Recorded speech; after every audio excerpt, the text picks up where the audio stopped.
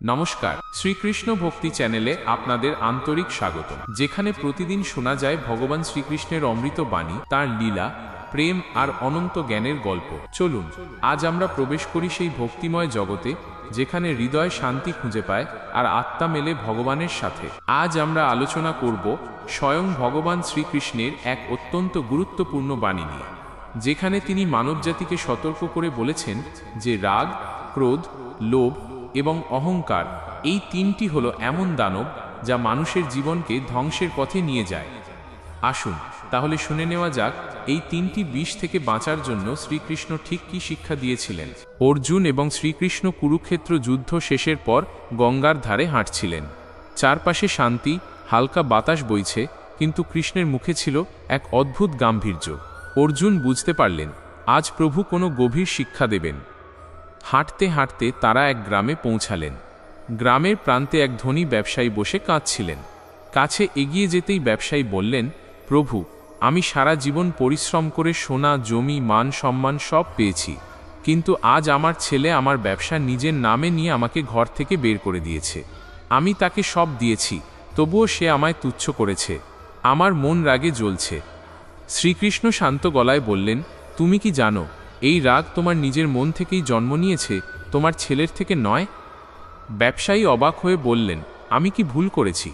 কৃষ্ণ বললেন, যখন তুমি সম্পদ জমাচ্ছিলে তখন তোমার মনে লোভ বাসা বেঁধেছিল। তুমি ভাবলে যত বেশি পাবে তত সুখী হবে। লোভ তোমার হৃদয়কে আঁধারে ঢেকেছিল। তারপর সেই সম্পদের ওপর গর্ব করলে, অহংকারে ভাবলে আমি বড়লোক, আমার মতো কেউ নেই। আর এখন যখন কেউ সেই অহংকারে আঘাত দিয়েছে তখন রাগ জেগেছে। দেখো, লোভ থেকে অহংকার আর অহংকার থেকে রাগ, এভাবেই তিনটি দানব মানুষের আত্মাকে গ্রাস করে। অর্জুন মন দিয়ে শুনছিলেন। কৃষ্ণ মাটিতে তিনটি লাঠি রাখলেন। প্রথমটি তুলে বললেন, এটা লোভ। লোভ মানুষের মনকে বাঁধে যেন সে কখনো তৃপ্ত হতে না পারে। দ্বিতীয়টি তুলে বললেন, এটা অহংকার। যে মানুষ ভাবে সে সব জানে, সে নিজেই নিজের চোখে পর্দা টেনে দেয়। তৃতীয়টি তুলে বললেন, এটা রাগ। রাগ আগুনের মতো, যা মুহূর্তেই নিজের ঘর পুড়িয়ে দেয়। তারপর কৃষ্ণ তিনটি লাঠি ভেঙে বললেন, দেখো অর্জুন, এভাবেই মানুষ নিজের মনকে ভেঙে ফেলে, লোভ, অহংকার ও রাগে। ব্যবসায়ী কাঁদতে কাঁদতে বললেন, প্রভু, আমি কিভাবে মুক্তি পাব?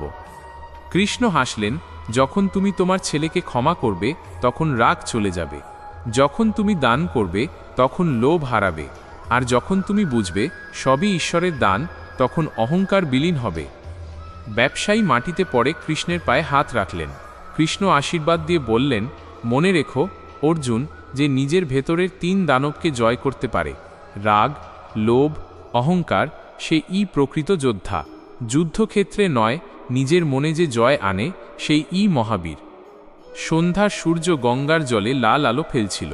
কৃষ্ণ উঠে দাঁড়ালেন, মুখে এক শান্ত হাসি। তার কণ্ঠে মৃদুস্বর, যে মানুষ রাগে নয়, ভালোবাসায় প্রতিশোধ নেয়, যে লোভে নয়, দানে সুখ খোঁজে, আর যে অহংকারে নয়, নম্রতায় নিজেকে খুঁজে পায়, সেই আমার সবচেয়ে প্রিয় ভক্ত। অর্জুন নত হয়ে বললেন, প্রভু, আজ বুঝলাম যুদ্ধক্ষেত্র শুধু কুরুক্ষেত্র নয়, আসল যুদ্ধ চলে নিজের ভিতরে।